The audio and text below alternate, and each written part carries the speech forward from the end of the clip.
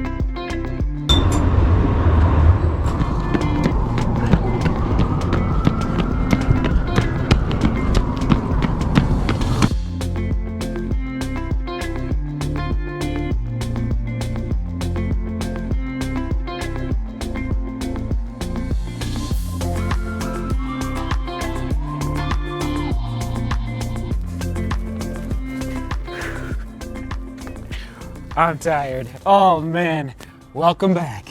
Marathon Monday, week 8, kicking off downtown Denver. There's today's run on the screen. Right now, oh, easy days easy, hard days hard. Bopping. I haven't done a real true bopping long run in a while. 9:30 a mile, that's what I'm talking about. There it is in kilometers. And before I forget, this was week 7. All right, training week 7, well, here are the dates on your screen. This is what I did, and it connects to, actually, hold on. Let me just pull out, I have some notes here, a lot of numbers to communicate. By the way, how are you doing out there? Why not? Question of the day. What is your long run strategy throughout your entire training block? Okay, I'm gonna share mine with you right now. And this has evolved over the years, especially if you follow, yes, closely on Strava, you'll notice a little bit of a pattern happening, okay?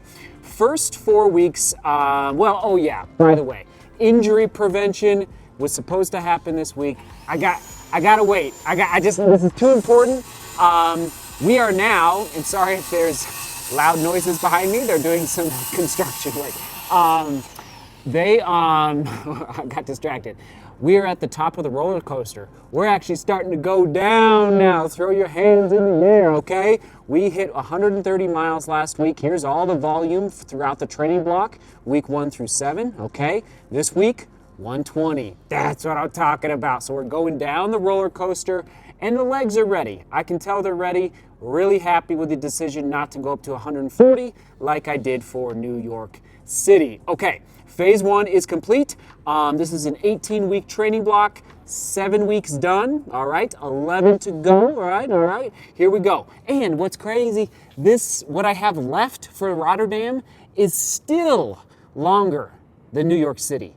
Like New York City was 10. Actually, I think it was like 9.5. It wasn't actually a full 10 weeks, so it's absolutely amazing. So here's the volume. 45, 60, 75, 90, 105, all the way up to 130. And then, just so you know, and sorry again if it's too loud behind me, just so you know, after the 120 this week, I'm going to drop down one more step to 115 and then hold that into Gasparilla for the tune-up race. So my strategy for the long runs is that the first 4 weeks, we are building up, it's more middle distance. So my long runs are not true long runs. For me, a true long run starts at 20 miles and ends at about 23 to 24 miles, okay? So the first 4 weeks, 5 miles, 8 miles, 12 miles, 15 miles. We're talking, so my middle distance, what I call my MD run, sometimes on Strava, that's my middle distance days, is that 15 to 17 mile window. So the first 4 weeks, we're just building up slowly. Then in week 5, okay, hold on, let me look real quick. In week 5 was my first 20, no, sorry. In week 4, at the end of week 4 was my first 20 miler, 1,400 feet of vertical gain. December 20th, again, this is all on Strava, and I ran 7:10 a mile. That exact same course I ran yesterday, exact same course, and I've run it week 4, week 5, week 6, and week 7.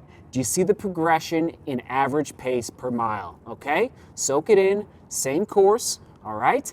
So what's my strategy?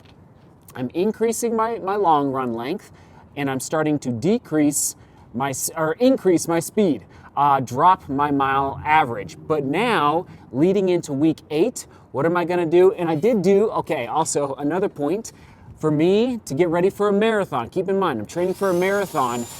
For me to train for a marathon, I want a lot of confidence late in the race. We're talking not just the last 10K, but really the last, that last 5K. That's why I push my long run distance up to 23, even 24, depending on how the legs are feeling, rather than stopping at the traditional. Usually most people stop at about 20 miles for their long run training for a marathon. So I did one 23-mile run last week at 8:40 a mile, so nice and slow. So what am I gonna do this week in week 8, 9, 10, 11, and then week 12 is Gasparilla, the tune-up race. It'll be all 23-mile long runs, and this is gonna be the progression in pacing, okay? So I bump up again, but I slow down, all right? Bump up the distance, slow down the pace. But I will slowly get faster over the course of the next 4 weeks leading into Gasparilla. And then after the tune-up race, I have, let me just think, I have 6 weeks to go. I'm gonna take a down week right after Gasparilla, the week of Gasparilla, a down week, so a dip. And then I will not go back to the 23-mile distance after Gasparilla. I'll go 20, 19, 17, 15, okay?